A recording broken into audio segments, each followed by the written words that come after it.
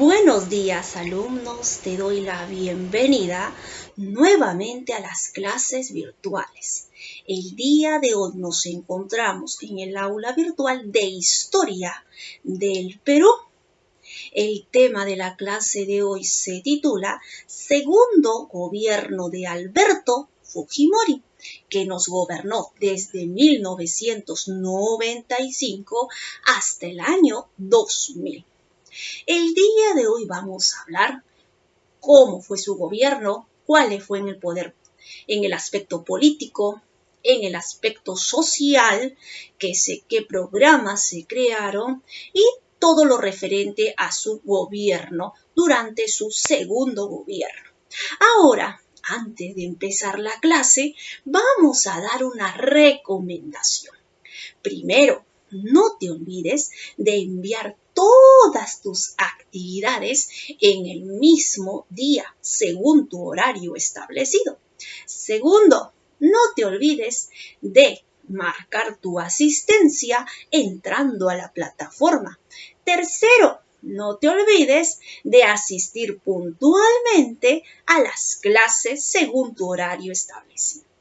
Dichas las recomendaciones, recuerda que te vamos a evaluar 3 criterios: puntualidad, responsabilidad y asistencia a las clases en vivo. Bien, ahora vamos a empezar con la clase de hoy. Hablábamos sobre el gobierno de Alberto Fujimori. ¿Quién era Alberto Fujimori? Él era un ingeniero agrónomo que también había sido ex rector de la universidad. Bien, ahora vamos a conocer cómo fue el segundo gobierno, pero antes vamos a dar una retroalimentación, lo que habíamos aprendido las clases anteriores. Hablábamos sobre el primer gobierno de Alberto Fujimori. ¿Te acuerdas cómo era, cuál era su lema? Trabajo, tecnología, ¿verdad? Ese era su lema. También no te olvides que tenía un partido político. ¿Cuál era ese partido? Era Cambio 90. Es así como en ese tiempo también se presentaba otro candidato para la presidencia, que era Mario Vargas Llosa, con su partido Fredemo. Ambos compiten para la presidencia, pero sale como ganador Alberto Fujimori, a pesar que no era conocido. Pero sin embargo, había muchos partidos políticos que también ya eran conocidos y no fueron elegidos. Entonces, ya en el gobierno, Alberto Fujimori gobierna en su primer periodo. Pero había algo que hablamos la clase pasada, era que Alberto Fujimori cambia la constitución, que hoy en día nos rige esta constitución, que es la constitución de 1993, en la cual se añade que todos los presidentes que desearan reelegir podrían hacerlo. Antiguamente en la otra constitución se decía que un gobernante solamente podía gobernar un periodo de gobierno, o sea, 5 años. 5 años. Entonces, ahora con la nueva constitución que fue creada por el presidente Alberto Fujimori, recién se pueden reelegir otra vez. Es por eso que la clase de hoy se titula Segundo Gobierno, porque Alberto Fujimori también gana las elecciones y forma su segundo gobierno. Ahora, vamos a conocer un poquito mejor quién era en esta oportunidad, el candidato que también va a presentarse a la candidatura.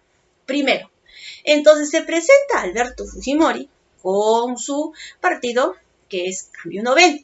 Ahora vamos a conocer otro personaje que también es un personaje muy, muy conocido, muy estudioso, que tenía también estudios, un personaje profesional, que era Javier Pérez Cuéllar. Él también, como todo candidato, tiene que tener un partido. Su partido se llamó UPC. Entonces, ¿qué significaba UPP? Su partido de Javier Pérez de Cuellar. Se llamaba Frente Político Unión por el Perú. Así se llamaba su partido, Unión por el Perú, la cual llegan con el presidente Alberto Fujimori, los dos salen, pero sale ganador el presidente Alberto Fujimori. Nuevamente, otra vez, a la presidencia. Bien, ahora vamos a conocer qué pasó en su gobierno. Primero, vamos a ver que en el aspecto político recordamos que en su gobierno de Alberto Fujimori todavía estaba el terrorismo, no había sido erradicado. Entonces, por lo cual también había pobreza, todavía había pobreza. Entonces, para ayudar a aquellas personas con escasos recursos, el presidente Alberto Fujimori forma programas. Estos programas van a ayudar a ayudar a todas aquellas personas de escaso recurso.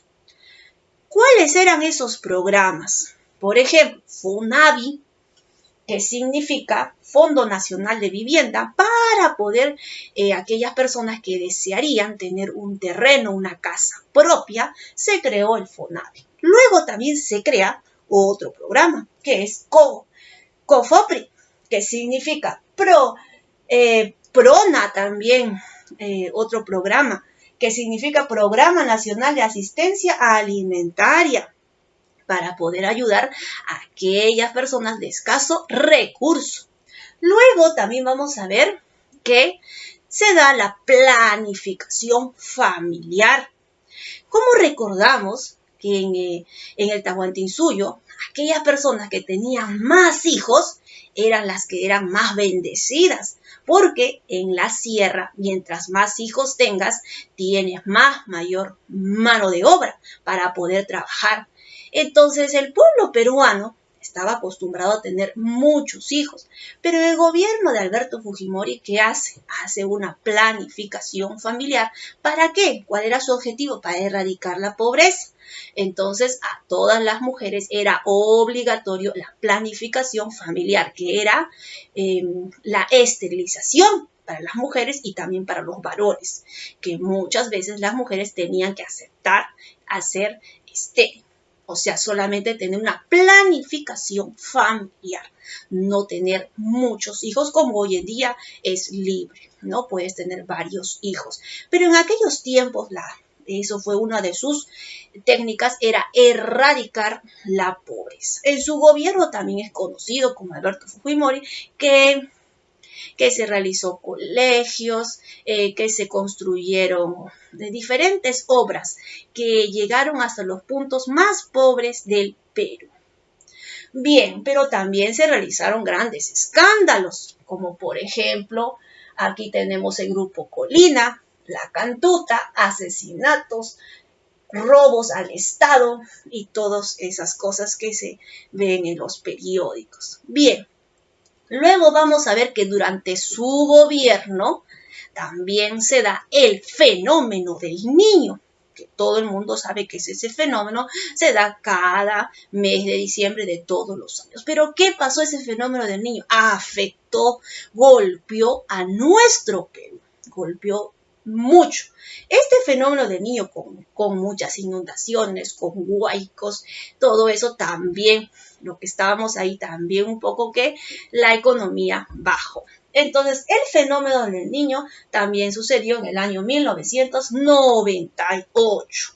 Luego vamos a ver en el aspecto externo, vamos a ver que sí se tuvo buenas relaciones con los otros países. Antiguamente, como recordamos, nadie nos quería prestar dinero. Todo el mundo nos daba la espalda. ¿Por qué? Porque nosotros no podíamos cómo pagar ese préstamo. Entonces todos los bancos para nosotros estaban cerrados. Entonces, ¿qué pasó? Con el gobierno de Alberto Fujimori también tuvo un bueno aspecto externo porque se pudo conseguir dinero, se pudo conseguir préstamos el extranjero y también nos miraron con buenos ojos porque sí, ahora sí nuestra economía se estaba levantando. Pero Todo eso se dio a través del llamado Fujichoku, si no nos hubiera dado. Bien, entonces se firma el acuerdo con Brasilia, también se da durante su gobierno. Es donde el Perú prácticamente le regala, ¿a quién? A Ecuador. Le regala, ¿cuánto? 1.000.000 de kilómetros de nuestro territorio peruano al Ecuador, que es llamado Tiguinza. Entonces, el Perú le cedió también el derecho de la libre navegación por el río Amazonas. Entonces, en el aspecto externo se firma el acuerdo de Brasilia. Perú entregó a Ecuador 1 kilómetro de metros de territorio en Tiguinza. Eso pasó durante su segundo gobierno de Alberto Fujimori. Luego también vamos a ver los grandes escándalos que se desatan. Luego lo vamos a ver en el tercer capítulo de nuestra historia del Perú. Bien, ahora vamos a contestar las preguntas de la retroalimentación. La primera pregunta nos dice, ¿cuál fue la función de la prensa chicha? Durante el gobierno de Alberto Fujimori, para que no hayan estos escándalos, como vemos aquí en las noticias, ¿qué hizo? Compró a los medios de comunicación y en especial los diarios. ¿Qué pasó? Se forma un diario que es llamado La Prensa Chicha, que son periódicos para entretener a la población, para que no se dé cuenta lo que pasaba en el mundo interno en la política. Entonces, el peruano compraba este periódico para entretenerlos. Esto fue una estrategia. Recuerden también que durante el gobierno de Alberto Fujimori se privatizó las empresas peruanas. 2. ¿Cómo afectó a la economía de nuestro país la crisis asiática? Cuando hay una guerra en otros países, también todo afecta al Perú. Cuando otras empresas gigantes decaen, también esto afecta a nuestro país y en todo el mundo. Eso también afectó. Entonces, con las bajas demandas de los precios, que son las materias primas, ¿qué pasa? Entonces, los países emergentes, ¿qué son? Son inestables. Por eso nuestro país también era inestable. Tercera pregunta. ¿Cuál fue el objetivo de la ley de interpretación auténtica? ¿Qué significa? Es la reelección inmediata por una sola vez y ya no estaba impedido. Esa es la ley de interpretación auténtica. Cuarta pregunta. ¿Cuáles fueron los principales acuerdos de la Acta de Brasilia? ¿Te acuerdas cuando Perú le regala territorios a Ecuador? Eso fue. Entonces, ¿qué pasó? Es el acuerdo de paz, porque había un conflicto, siempre había ese conflicto con Perú y Ecuador. Entonces, ahora se firma el Tratado de Paz.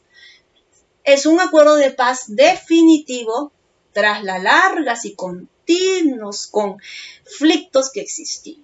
Entonces, aquí se le pone fin a los conflictos. Con de Perú cede territorios a Ecuador. El título de la lectura se llama Herencia de Sangre. Ahora vamos a ver cuáles son las preguntas de esta lectura. Herencia de sangre.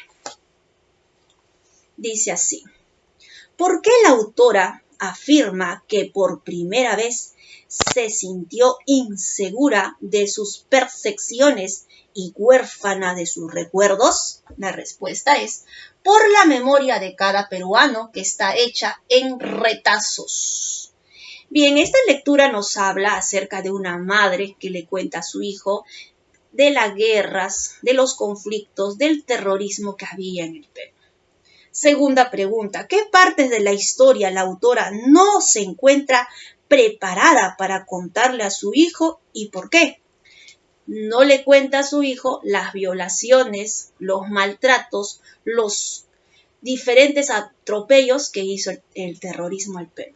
Tercera pregunta, ¿cómo podrá Adriano construir su propia memoria sobre los hechos de violencia ocurridos en nuestro país? No contándole. La respuesta es dejar a alguien que amas se borre de pronto y para siempre sin dejar rostro o sin dejar huellas y sin dejar rastros. Porque la autora decía, ¿por qué voy a contar a mi hijo eso, no? Dejarlo así. La última pregunta nos dice, ¿por qué la autora afirma que la memoria de cada uno de nosotros está hecha retazos? Por los recuerdos que habían sufrido cada peruano. ¿Dejados por qué? Por el terrorismo. Muy bien, chicos, muchas gracias por su atención y nos vemos hasta la próxima.